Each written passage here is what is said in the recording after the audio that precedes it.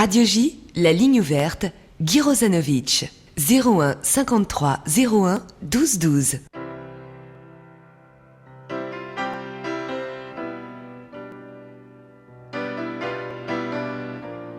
15h32, je voulais annoncer une émission exceptionnelle aujourd'hui dans le cadre de cette ligne ouverte avec les responsables du Bet Haverim, l'association des homosexuels, lesbiennes, bi, trans, juifs de France.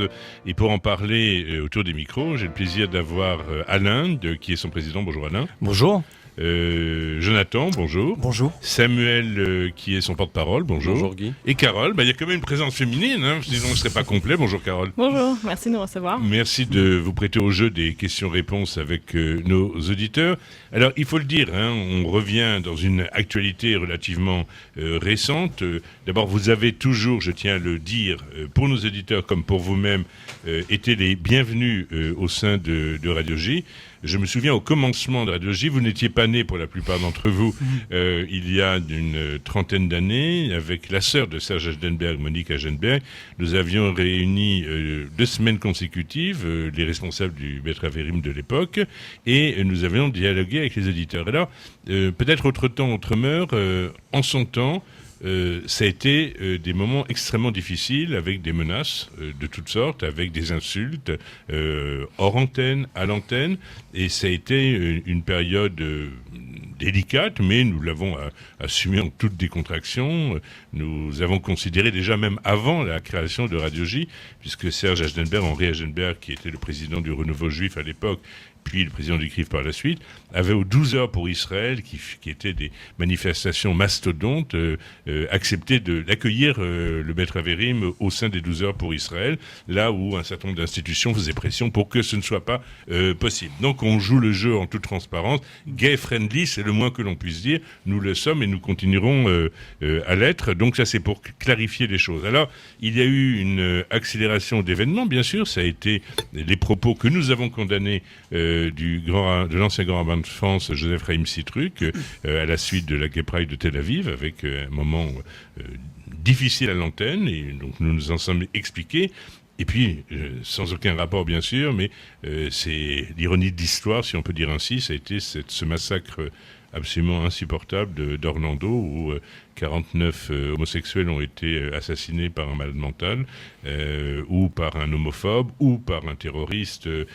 Enfin, tout cela mélangé, parce que la psychiatrie, en aucun cas, ne peut se résumer à tout expliquer.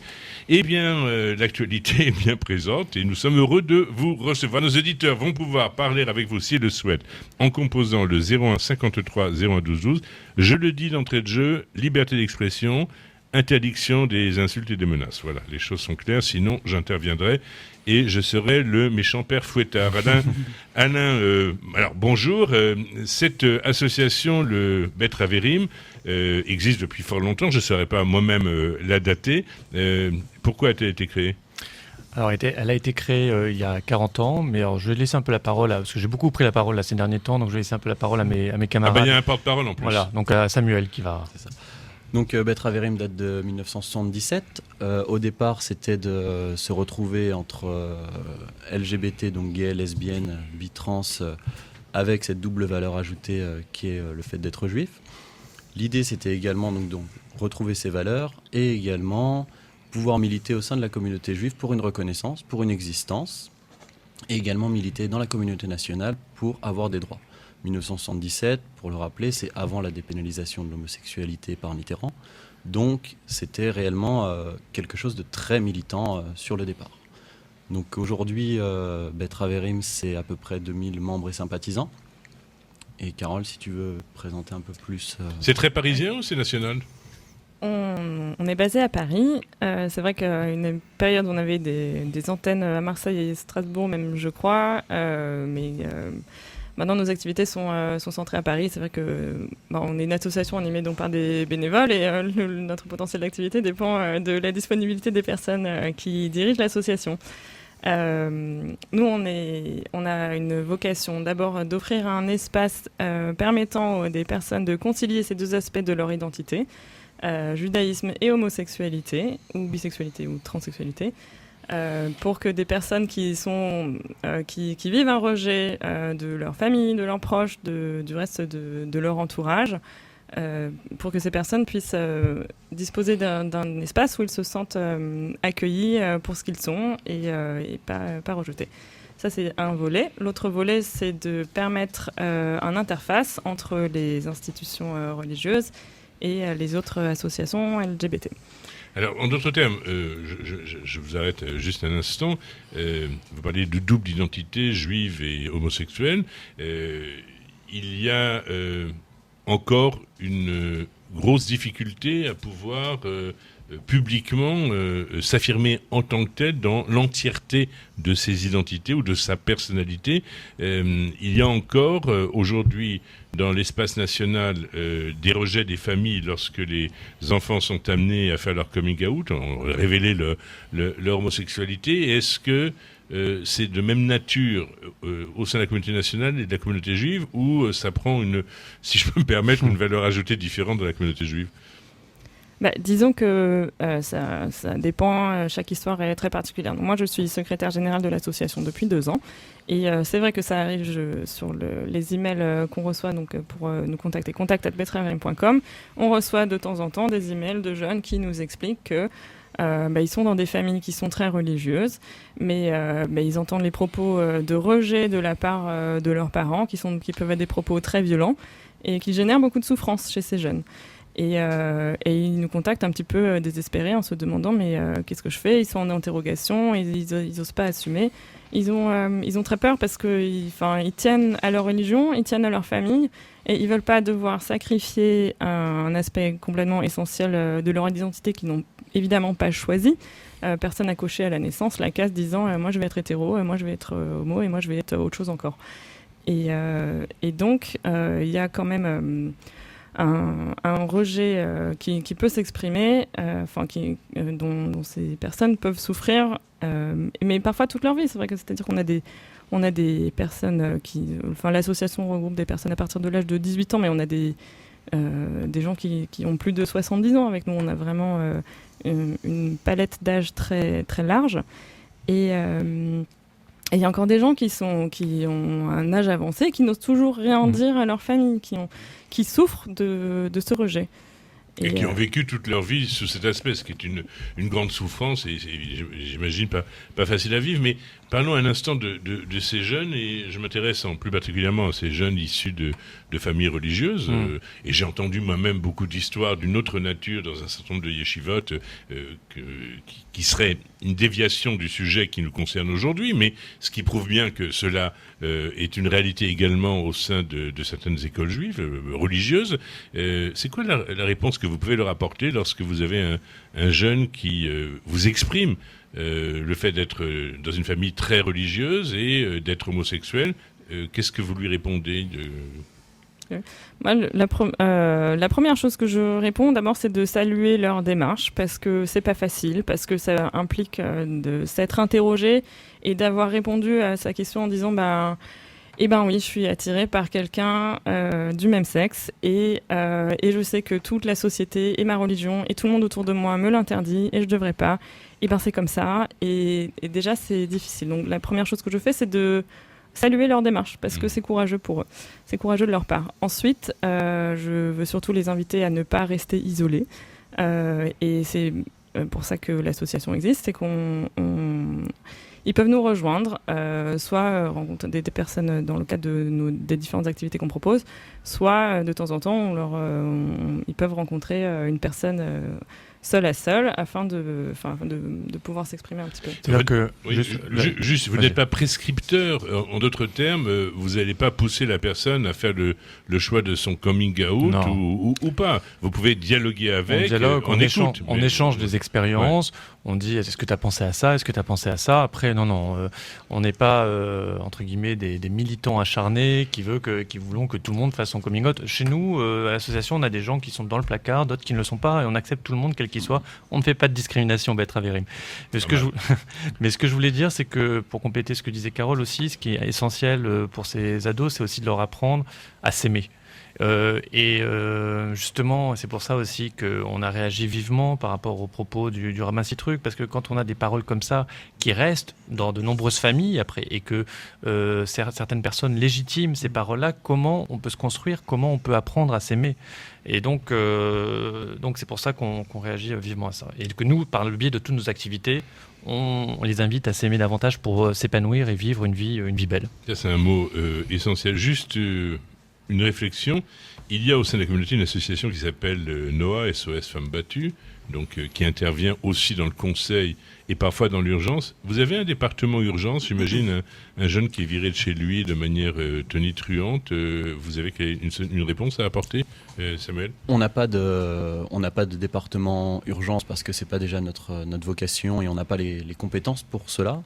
On a noué des partenariats avec des associations du type Le Refuge, donc qui aident les jeunes homosexuels qui se font donc mettre dehors de chez eux, où je dirais on a quand même une relation privilégiée avec eux pour apporter ce soutien que nous ne pourrons pas apporter au premier abord. Et le quasi-poulosé, par exemple, qui serait la version sociale juive de cet aspect refuge, vous n'avez pas pris langue avec eux sur le sujet ? Pas pour le moment. Pas pour le moment.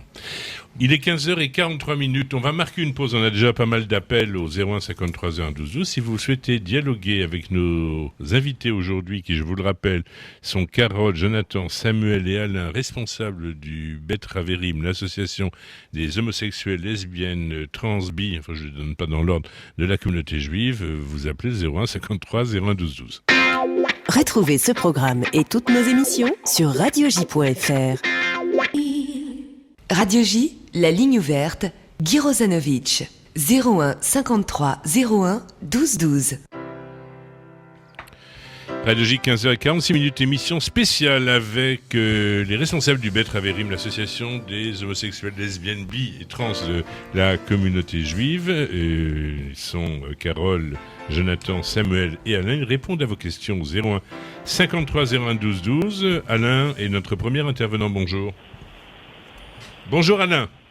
Allô, bonjour, oui. Nous vous écoutons, vous êtes en direct à l'antenne. Bon, écoutez, voilà ce dont il s'agit. Sur deux volets, je vais vous répondre. Le premier volet, c'est au sujet du Ramassis-Truc. Ouais. Le Ramassis-Truc, si vous voulez, il a, en tant que rabbin, il ne défend pas le rabbin, il se défend lui-même. En tant que juif, il y a une chose qu'il a dû dire dans la Haftara de Kippour, à Harimot, qu'on lit à Kippour. Il y a marqué un homme ne doit pas aller avec un autre homme, un homme ne doit pas faire quelque chose comme une femme, d'accord. Deuxièmement, il y a une chose qui a marqué, il y a un keli. Le vêtement, un homme ne doit pas mettre le vêtement de femme. Il y a le mot keli. Le keli, c'est pas, en hébreu on dit beged. C'est pas un habit, c'est un keli. Un keli, ça veut dire toute une structuration de femme. Bon. Et maintenant, une autre chose. C'est que maintenant, ça, c'est au point de vue, si vous voulez, sont des lignes rouges. On ne doit pas traverser en tant que juif. Je constate, je suis ni pour ni contre. Voilà, ça, c'est une ligne, comme il a dit le Ramassis-Truc, c'est pas le Ramassis-Truc, c'est la Torah qui a dit, c'est pas moi. Bon. Et maintenant, une autre chose. C'est que quand j'étais pharmacien de nuit entre Pigalle et la rue d'Ancourt, donc j'ai vu de toutes les couleurs. Maintenant, la pharmacie est devenue un bazar pakistanais. Mais il y a une chose, c'est que nous, on vendait par exemple la vaseline au calomel, c'était une préparation qui était archaïque, mais qui servait pour les maladies vétérinaires. Donc on voyait des gens, des directeurs de banque le matin, vous demandez crédit, ils n'étaient rien, mais là, ils arrivaient le soir, et c'était une autre personne, complètement, bon, elle a changé de sexe, tout ce que vous voulez, mais ce qui a changé, qui n'était plus un être humain, c'est devenu, comme il est marqué dans un proverbe du roi Salomon, comme le bœuf qui va à l'abattoir. C'est plus des êtres humains. Bon. Attendez, juste un instant. Attendez, Alain, que je comprenne. Qu'est-ce que vous voulez dire quand vous dites ce ne sont pas des êtres humains? Non, mais je veux comprendre. Ça veut dire quoi que ce ne sont pas des êtres humains? Ça veut dire quoi? Je peux vous poser la question? Ça veut dire... Non, mais attendez, c'est pas un monologue, c'est un dialogue, monsieur. Il s'est transformé comme Dalida. Et maintenant, il y a une chose. Comme il dit, je répète le mot que j'ai dit Chirac pour l'antisémitisme. Ce n'est plus une opinion, comme dit, de ma radio, on ne doit pas dire, comme Guy Rosanovitch a dit. Bon, d'accord, c'est une radio. Mais là c'est plus, j'utilise le mot qui n'est pas utilisé pour ça, dit Chirac. C'est une perversion. C'est-à-dire, c'est des gens qui ont des problèmes D'accord. Mais quand vous êtes la Gay Pride, les gens vont tirer, défiler dans les rues. Dans les rues, attendez. Il y a des choses qui sont, je dis pas cachées, mais il y a cachées. Il y a pas. Juste, je crois qu'on a compris. On va pas faire un monologue de 2 heures avec ce monsieur. Je crois qu'on a effectivement compris le message qu'il voulait faire passer. Il a le droit d'exprimer ce qu'il a envie d'exprimer. On a le droit de lui répondre. Mais on revient sur un concept qui me semblait avoir été effacé des concepts exprimés en société, la notion de perversion. Je veux dire, l'homosexualité, une perversion, je crois que ce serait un délit aujourd'hui de prononcer cela. Oui, ça rejoint aussi tous ceux qui disent qu'on a une maladie. Et donc, d'ailleurs, ça aussi légitime c'est tous ces centres qui ont fait leur fortune, ces centres de rééducation qui ont pullulé notamment aux États-Unis pour convertir des homos en hétéros et qui soutiraient de l'argent à leurs riches familles. Moi, ce qui m'étonne dans cette intervention de Alain, c'est que il nous dit on n'est plus des êtres humains. Il nous dit qu'on a une perversion et il nous dit après qu'il est ni pour ni contre. J'ai du mal à comprendre son objectivité dans ce cas-là. Et je vois pas où était la question, mais plus des êtres humains. Bah écoute, si nous sommes est-ce que c'est utile de répondre à ça? C'est difficile de répondre parce qu'on sent qu'il y a tellement d'agitation derrière et qu'on n'est pas dans un propos rationnel. Et je sens même pas que ça vaudrait le coup d'entamer un débat théologique avec lui, parce qu'on pourrait après tout, et j'ai déjà quelques arguments sous la main que je pourrais lui opposer, mais je sais vraiment pas si ça vaut le coup parce que je le sens dans une telle agressivité. Il y a un manque d'empathie, le moins qu'on puisse dire. Et juste, moi, ce que je voudrais rajouter, c'est qu'il nous parle donc de ces hommes qui se transforment en femmes le soir et de ces personnes qui n'ont plus qui ne ressemblent à rien, qui sont par rapport à des, je sais pas, il parlait des maladies ou des choses comme ça.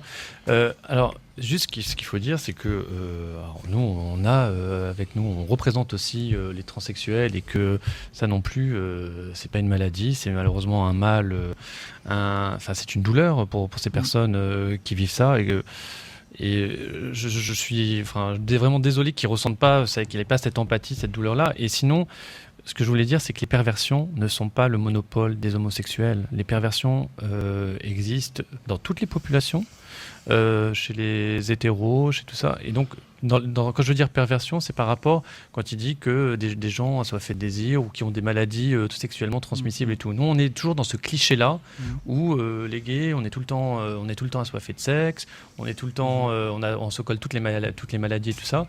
C'est une image d'Épinal qui nous colle à la peau et qui ne reflète pas une réalité. Juste au passage, Jonathan, je ne vais pas entamer un débat théologique, on aura peut-être l'occasion de le faire après, mais je le rappelais volontiers dans l'édito que j'avais formulé. C'est vrai que le judaïsme reconnaît l'homosexualité comme une abomination, mais au demeurant, le judaïsme reconnaît l'adultère comme une abomination. Et la question que je posais, c'était si finalement on devait chasser de la communauté tous les homos et tous ceux qui ont commis l'adultère, je vais choquer beaucoup de monde. Il ne resterait pas beaucoup de monde. Il resterait peu de monde, oui, c'est sûr. Ouais. Voilà. Est-ce que, juste pour répondre à ça, moi je pourrais lire très rapidement un commentaire qui avait été envoyé. C'était une américaine juive orthodoxe. C'était aux États-Unis que ça se passait, mais une personne qui répond sur ce point. Oui, c'est vrai que. Nous, d'abord, on n'a pas vocation à discuter du contenu et de l'interprétation de la Torah. Ça, c'est pas notre apanage, mais c'est vrai qu'on on est à l'écoute de personnalités religieuses qui ont défendu d'autres interprétations, qui ont soulevé des points. C'est quand même la fierté dans notre religion d'avoir su prendre un texte qui était initialement, qui est parfois très brutal, très sanglant, et en faire ressortir un aspect qui n'apparaît pas de prime abord et qui est un aspect au contraire pacifiant et qui permet de faire ressortir ce qu'il y a de bien chez l'être humain. Et donc c'est pas suffisant de nous dire la Torah dit que. Il y a quand même beaucoup de fois où il y a des interprétations qui ne sont pas littérales. Est-ce que je peux juste lire très rapidement pour répondre à ce point? La personne qui disait, qui répondait à cette Laura Schlesinger aux États-Unis, qui disait: lorsque j'entends quelqu'un qui défend l'homosexualité, je ne manque pas de lui rappeler les versets que vous avez cités dans le Lévitique. Cependant, la Torah contient d'autres lois sur lesquelles je souhaiterais que vous puissiez m'éclairer. Et là, il part et il donne, comme vous disiez, des exemples de choses qui sont permises, qui sont mentionnées dans la Torah, mais qu'on a su interpréter correctement. Il explique « Je désire vendre ma fille en tant qu'esclave, la possibilité m'en étant donnée dans l'Exode. Et quel prix dois-je en demander ?» Autre question. Un de mes voisins insiste pour travailler le Shabbat. Or, la Torah le dit clairement, s'il travaille, il devrait être mis à mort. Dois-je moralement le tuer moi-même ? Un de mes amis m'a dit que manger des fruits de mer était une abomination. Le terme employé est le même que celui pour l'homosexualité. Et pourtant, cet ami persiste à dire que bien que ce soit une abomination, mais c'est moins grave que l'homosexualité. Alors, comment est-ce que je peux le raisonner ? Et il continue comme ça en disant « J'ai un oncle qui a une ferme et puis… » Bref. Donc ça, c'est sur le point sur la Torah. Concernant, très rapidement également, sur le propos de l'ancien grand rabbin de France, il n'a pas que fait dire ce qu'il y avait, enfin, je te laisse pas répéter, il n'a pas fait que dire ce qu'il y avait dans la Torah ou non. Il a on considère qu'il est allé très loin. Ouais, on en parlera peut-être plus tard. On en reparlera. On a Raphaël peut-être en ligne, juste il va nous poser la question. On va marquer une page de plus juste après. Raphaël, bonjour. Bonjour, je peux prendre la parole là ou alors allez-y, on va prendre 1 minute maintenant. Non, ça va être court, 1 minute. Je voudrais dire 2-3 choses quand même. Non, c'est juste pour commencer. Je vous reprends juste après le flash. Allez-y. Ah, bon, alors, simplement. D'abord, je veux préciser que je suis un hétéro à 192%. Donc, les choses sont claires. Hein. Pas 185, 190. Alors, voilà, 192%. Alors, premièrement, quand on est d'une religion, on peut en changer. Nous savons aujourd'hui que l'homosexualité, c'est pas une maladie, ce n'est pas un choix d'orientation sexuelle, ce n'est pas un vice.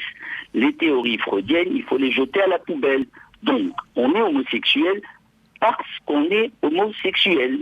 Alors, cela dit, ces gens souffrent souvent de rejet et, juste un aparté comme ça, curieusement, dans le monde arabo-musulman, les homos sont les gens les plus ouverts à l'égard des minorités non musulmanes et très ouverts aussi sur le conflit israélo-palestinien. Bon, il faut reconnaître quand même que la révélation de l'homosexualité dans les familles pose un certain nombre de difficultés. C'est sur ces points-là qu'il faut travailler. Eh bien justement, c'est sur ces points-là. Justement, on a fait ce qui s'appelle un teasing. Vous nous avez mis l'eau à la bouche. On va vous retrouver juste après le flash de 16h.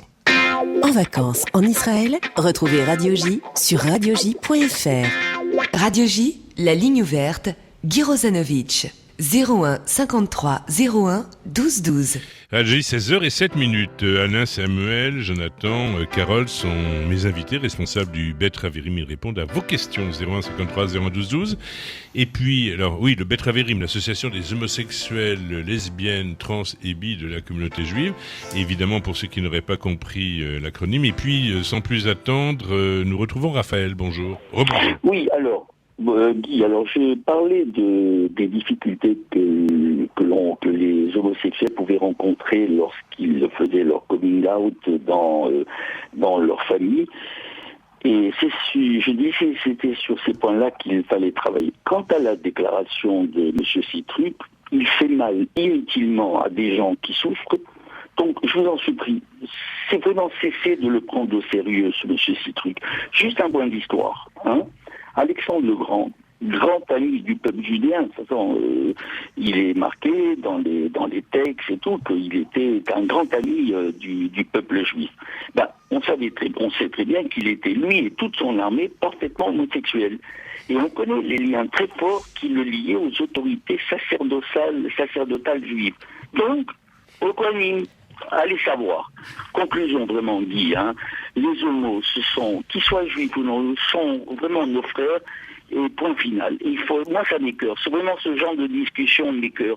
Il faut plus travailler sur des points précis pour faire, je ne peux pas dire avancer la cause. Je vous dis, il y a des gens qui sont grands, il y a des gens qui sont petits, il y a des gens qui sont noirs, il y a des gens qui sont blancs, il y a des gens qui sont carrés. Ils sont homos parce qu'ils sont homos, point final. C'est écœurant d'entendre le monsieur qui a parlé avant. Mais qu'est-ce que c'est que ce délire? On en est encore là, à parler de perversion et de vice. C'est une honte. Voilà, moi je suis écœuré d'entendre de pareilles personnes. Raphaël, donc Raphaël, Alain vous répond, le président du BTV. Donc déjà, merci pour votre message. Ça nous fait chaud au cœur parce que effectivement, vous comprenez, tout en étant à 190% hétéro, vous comprenez notre 192 même. Ça augmente. Tu fais attention. Ouais.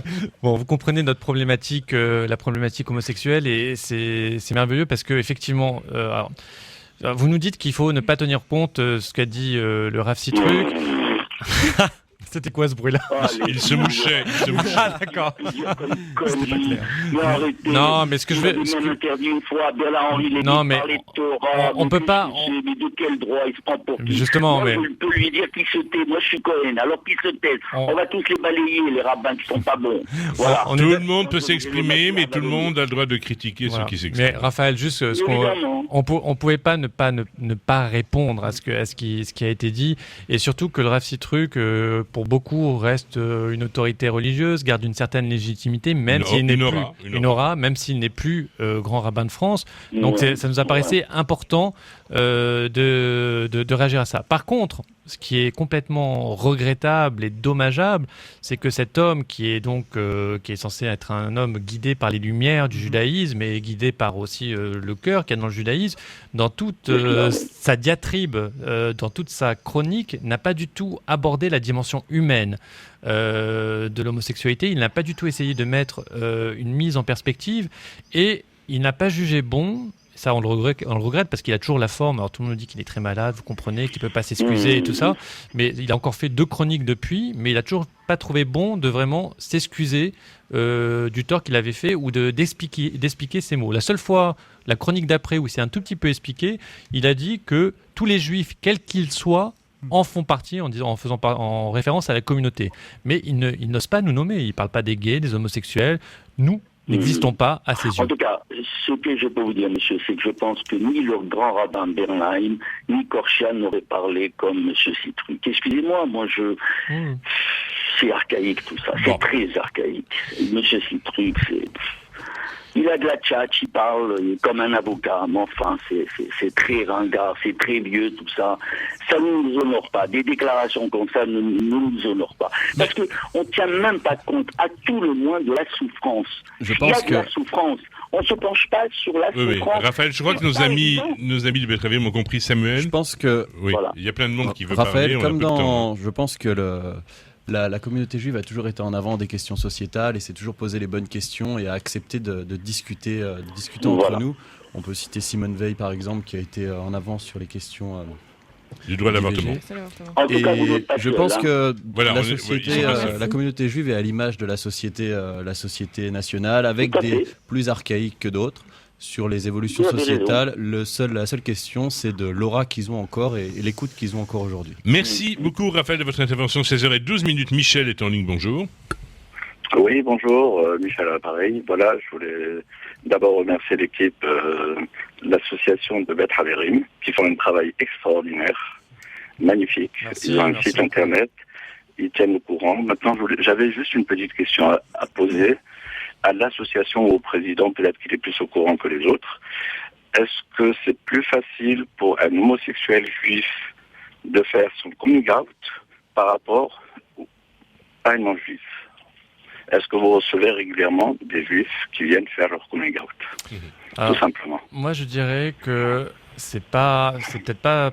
Enfin, je répondrais autrement. Je dirais que c'est plus difficile de faire son coming out quand on est dans un milieu religieux traditionnel que dans un milieu laïque ou athée. Donc, je dirais que je pense que on connaît aussi beaucoup de musulmans, puisque on a aussi de nombreux musulmans qui viennent au Beth Haverim nous voir, avec qui on échange et tout. Oui, de toute façon, d'ailleurs, les homosexuels, c'est les seuls qui arrivent à se réunir tous entre catholiques, musulmans, africains, c'est les seuls qui ne parlent pas politique, et ça c'est merveilleux. Vous faites bien de le dire, parce que on avait fait justement après ce qui s'était passé après Charlie, on avait fait un Shabbat dans une synagogue libérale, les seuls qui nous accueillent vraiment en tant que nous, et on avait fait un Shabbat, un grand rapat de Shabbat avec des musulmans gays, des chrétiens gays, des protestants gays, juste après Charlie. Tout le monde a mangé cachère. Ouais, exactement, tout le monde. À toutes les manifestations que vous faites, il y a toujours des musulmans, des catholiques, quelle que soit la fête, vous faites des après-midi dansantes, ils sont là, ils sont présents. Je sens que Michel est un sympathisant, me semble-t-il. Oui. Je suis sympathisant, je suis de tout cœur avec eux. Malheureusement, je ne peux pas, vu ma position sociale, je ne peux pas. Mais je suis chaque année votre char. C'est dommage qu'il n'y ait pas beaucoup de monde. Des fois, vous faites des chars magnifiques. Il y avait du monde. Pas terrible. Il y avait du monde l'année dernière. Bon, on va accélérer parce qu'on a beaucoup de monde. Merci Michel. Quand vous serez plus ministre, peut-être vous pourrez vous identifier. Merci beaucoup Michel. Merci pour votre soutien. Non, c'est une plaisanterie, hein, quand même qu'on le prenne pas mal. 16h14, Ninette est en ligne, bonjour. Allô, bonjour. Bonjour Ninette. Voilà, je connais depuis longtemps des gays, un couple marié d'hommes en Angleterre, et ils sont très bien. De tous les gays que j'ai connus, que j'ai côtoyés, il n'y en a qu'un seul qui a été de travers. Et ça ne doit pas être de mise de prêcher. Non, les mots ont un peu dépassé la pensée du rabbin Citru, qui est un homme quand même assez correct. Mais il n'aurait jamais dû dire ça. Et puis il y a des pédophiles et des zoophilistes qui sont toujours en liberté. Et tout le monde s'acharne sur les homos, et quand on dit mais non, allez, on va leur... Et vous vous rendez compte, par exemple, il y a un artiste anglais, Chris, dans les années 40 ou 50, il a été obligé de quitter l'Angleterre pour les États-Unis pour fuir la haine homophobe. Et c'est après que tout ça est rentré dans l'ordre qu'il est retourné sur sa propre terre. C'est dégoûtant. Merci Ninette de ce témoignage. Ça vous fait chaud au cœur, Alain, Jonathan, Samuel, Carole, le témoignage de Ninette? Oui, on est d'accord avec elle lorsqu'elle dit qu'elle trouve qu'il y a des homos très bien, effectivement, comme il y a des hétéros très bien. Oui, ils sont pas tous mauvais. Hein. Et ben voilà, exactement. Et bon, pour le rabat Citruc, c'est toujours la même histoire. Hein. Ouais. Oui, Carole. Vraiment, oui, bah oui, parce que les femmes qu'on a, s'expriment. merci. On a entendu les propos du rabbin Citruc. C'est pas, on a nous aussi de la déférence pour nos dirigeants religieux, pour les personnes qui sont âgées et affaiblies par la maladie, etc. Enfin, il y a quand même il y a un cadre légal qu'il appartient de... Juste un mot d'ailleurs, puisque vous parlez des dirigeants communautaires, vous n'êtes pas assez bien pour entrer au CRIF ? Alors, le CRIF, juste par rapport... peut-être je vais faire un rappel de l'historique, après je dis l'actualité, Samuel. Le CRIF Bet Haverim, donc on a essayé à 2 reprises, hein, donc on a rempli donc l'ensemble des formulaires, on a suivi donc les auditions qu'il fallait pour rentrer au CRIF, et à 2 reprises on nous a refusé donc l'adhésion. Donc c'est un vote des associations, donc où majoritairement nous n'étions pas les bienvenus. Donc le CRIF. Mais c'est pas contagieux, vous leur avez dit ? C'est ça, on leur a dit. Bon, ce qui est quand même rassurant, c'est que la communauté juive évolue. On a des contacts avec d'autres organisations. Il y a un nouveau président, Francis Khalifa. Alors moi j'ai des contacts avec différentes personnes à l'intérieur du CRIF. On s'est contacté cette semaine, la semaine dernière, par rapport à l'affaire Citruc encore. On doit être reçu en septembre pour exposer un petit peu nos problématiques, l'association et tout. Sinon, en tout cas, moi je leur ai dit, j'aurais quand même aimé qu'ils interviennent. Ils l'ont pas fait par rapport à toute la polémique de Citruc. Et le CRIF reste pour beaucoup de juifs et non-juifs le conseil représentation des institutions juives. Donc il aurait été bien que quand même ils prennent position là-dessus. Certains membres du CRIF... Il n'est pas trop tard, hein ? Il n'est pas trop tard. Certains membres du CRIF ont pris position personnellement, mais le CRIF en tant qu'institution n'a pas réagi à ces propos et je trouve ça dommage. Richard est en ligne, bonjour.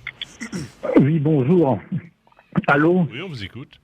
Oui, voilà. Alors pour élaguer assez vite sur le premier auditeur, sans charger sur lui, apparemment c'est un brave fidèle de base de synagogue qui n'a pas l'air très au courant. Il ne s'agit pas de la Haftara de Kippour, techniquement. C'est la paracha qui se lit l'après-midi. Ça c'est une chose. Puis moi j'avais entendu quelque chose tout simplement.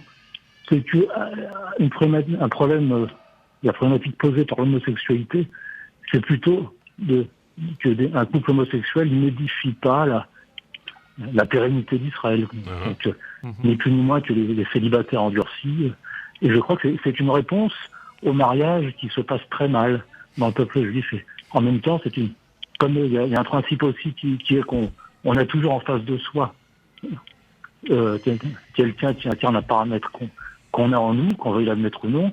Et moi, je pourrais terminer à peu près, ou aller vers la fin, en faisant reporter au Rabinowitz, conférence du Rabinowitz, qui parle très très bien qui a laissé entendre en gros que Dieu a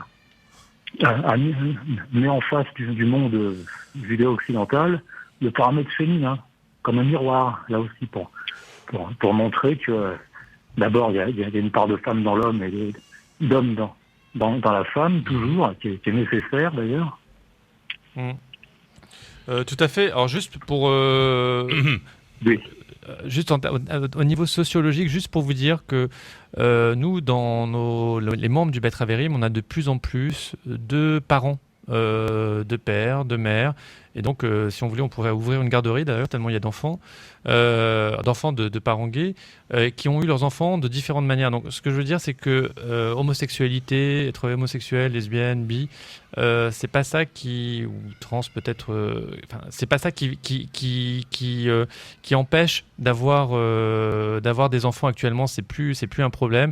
Il y a les méthodes traditionnelles qui existent, il y a les méthodes d'insémination, il y a la GPA et il y a maintenant beaucoup de nos membres sont au point là-dessus et on a de plus en plus de naissances. Bien. Nous avons Jacob en ligne, bonjour. Jacob ? Oui. Bonjour. Oui, bonjour. On vous écoute. Oui, alors moi j'écoute, je suis bien intéressé, évidemment. Alors la réponse que j'ai, elle est toute simple. Je veux dire, moi j'ai un frère qui habite en Israël et qui est homo, on l'a découvert il n'y a pas longtemps. Ça ne me gêne pas du tout. Laissez-le vivre, c'est un juif comme moi. Il a des parents juifs, et moi aussi, mais bon, qu'il soit juif ou pas juif, ça m'est un peu égal. Je dirais que la réponse que vous devriez donner à tous ceux qui conspuent cette problématique de ceux qui vivent l'existence de l'homosexualité ou autre, ou lesbiennes, il faut tout simplement leur répondre, que ce soit le rabbin Citruc ou autre, hein, et imaginez-vous que ce soit votre propre fils qui le soit. Exactement. Ouais. Que feriez-vous ? Eh bien, moi, je répondrais comme Zola. À savoir ? Nous vous montrons les plaies, laissons aux législateurs le soin de trouver des remèdes. Belle réponse. Jacob, voilà, et puis il ne faut pas empêcher les gens de vivre. Jacob, ce sont des êtres humains. C'est un point très important en tout cas que vous soulevez parce que beaucoup nous disent que ça n'existe pas chez nous. Et je pense que ces gens qui disent que ça n'existe pas chez nous n'ont peut-être pas ouvert assez les yeux parce que ça peut être un frère, une sœur, ça peut être un enfant, ça peut être un oncle. Et beaucoup sont dans le placard. Mais il y en a beaucoup dans la communauté et il ne faut pas le négliger. Allez, on va accélérer. Merci. Merci. Non, ça peut être un génie comme Elton Absolument, John. Jacob. Tout à fait. Ne vous inquiétez pas, Jacob, on ne les laissera pas dans le placard. Il est 16h22, on va prendre Gershon très rapidement en ligne. Gershon, si mes souvenirs sont justes, il avait déjà deux handicaps. Il est juif et noir. Oui, c'est ça. Oui, c'est vrai. Justement, bonjour Gershon.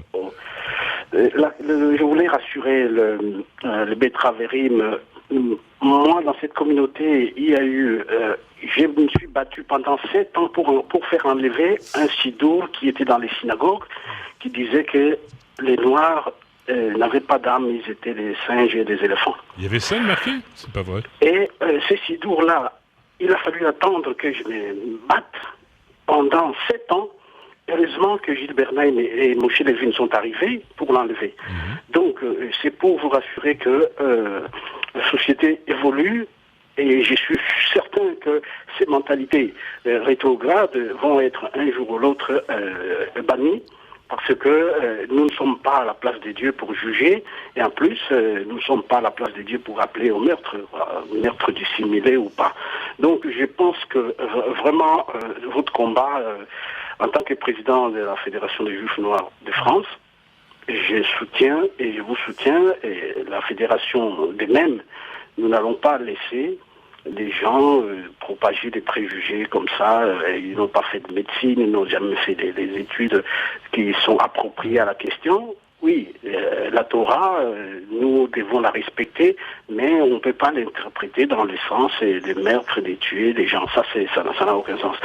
Et moi, je suis content de voir effectivement que la communauté juive orthodoxe des États-Unis s'est mobilisée pour ce qui s'est passé en Amérique. Alors, vous pouvez le préciser, justement, c'est vrai, vous avez raison d'en parler, c'est un très bon exemple. De ce qu'ils ont fait, En peut-être. 30 secondes, Gershon. Ça y est, j'ai fini. Ah, ben d'accord. Non, mais ce qu'ont fait, mais ce qu'ont fait vous- les juifs orthodoxes, qu'est-ce qu'ils ont fait, là, à Orlando oui. Oui, je voulais. Non, ça c'est le groupe des Juifs orthodoxes des New York ou d'Orlando. Sont allés effectivement donner la main et puis embrasser et puis faire la mémoire. Un geste de sur leur solidarité. lieu. C'est Pour solidarité. Donc, ce n'est pas tous les orthodoxes qui réfléchissent de la même façon et c'est pas tous les juifs qui réfléchissent de la même façon. Je vous ai donné cet exemple. Merci, mais Gershon, je suis désolé parce qu'il nous reste 3 minutes et je voudrais, il y a quand même une femme qui veut s'exprimer, c'est Marilyn. Après, on va dire qu'on est sexiste à Radio J, ce qui n'est pas le cas, bien entendu. Marilyn, bonjour. Oui, bonjour.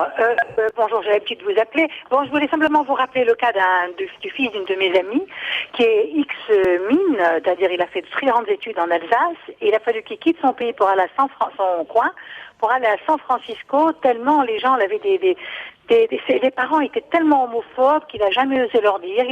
Il a dit ou je me suicide ou je vais à San Francisco. Et moi, je ne le savais pas, elle me l'avait jamais dit. Un jour, il lui a dit, Marilyn est ton amie, tu dois le lui dire, autrement elle n'est pas ton amie. Elle me l'a annoncé, on dirait qu'elle m'a lancé un deuil. Et j'ai écrit une lettre à son fils, il m'a remercié parce que vraiment, j'ai eu des propos qui l'ont vraiment touché. Autour de moi, je n'ai pas d'homosexuels dans ma famille, ni mes enfants, ni rien. Mais je ne comprends pas qu'on puisse avoir quand même des à-propos. Bon, naturellement, les religieux ne peuvent pas être autrement qu'anti-homo, hein. C'est d'après, parce que c'est marqué partout. Moi, une fois, j'ai dit que David avait bien Jonathan. Oui. Alors, on m'a dit, vous avez blasphémé David. Alors, je suis partie du cours et puis c'est tout, quoi. Voilà. Marilyn, par contre, juste si je peux me permettre de rectifier quelque chose, vous avez dit, les religieux, au minimum, ils peuvent être contre l'homophobie. Et ça devrait tous les réunir. Et donc condamner l'homophobie. On ne leur demande pas tous de nous bénir, mais au moins qu'ils condamnent l'homophobie. Et ça, c'est un minimum commun, je pense. En tout cas, la Havat Israël, c'est l'amour de son prochain. Exactement. Et ça, c'est très important. Enfin, c'est dommage parce qu'il y a des gens qui vont jusqu'au suicide parce que les gens sont... Voilà. Et c'est bien pour ça. Non, on n'a plus le temps. Je suis désolé, Marilyn. Et c'est bien pour ça, évidemment, que le Bet Haverim existe pour éviter les situations jusqu'au boutiste. Alors, on va juste donner une adresse internet pour ceux qui voudraient vous rejoindre. Vous consultez, ceux qui sont en province qui voudraient pourquoi pas créer des antennes sur place. Carole. Donc on a un site www.bet-haverim.com et vous trouverez là les informations concernant les manières de nous contacter, donc par email ou bien sinon il y a la page Facebook de l'association. Et encore le groupe Facebook, qui est modéré par Alain. Qui est un groupe interactif, qui est une communauté virtuelle avec des gens de toute la France et d'ailleurs même. Et donc c'est le groupe Bet Haverim. Merci. Et pour la province, on a envie donc de s'investir donc dans les activités, les antennes en province, notamment on pense à Marseille, à Strasbourg ou à Toulouse, où il y a des belles communautés. Prenez contact avec nous. Et si vous voulez soutenir cette organisation qui va fêter son 40e anniversaire l'année prochaine, n'hésitez pas à consulter le site. Vous aurez toutes les coordonnées. Ils ont besoin de votre aide financière également, donc n'hésitez pas. Et humaine. Merci en tout cas de Alain, Jonathan, Samuel, Carole d'avoir passé cet après-midi en notre compagnie. Radio J reprend demain matin ses émissions dès 4h30. Le 6 Sud de l'information, 7h40, l'invité israélien de Serge Hachdenberg. Bonne fin d'après-midi. Retrouvez ce programme et toutes nos émissions sur radioj.fr.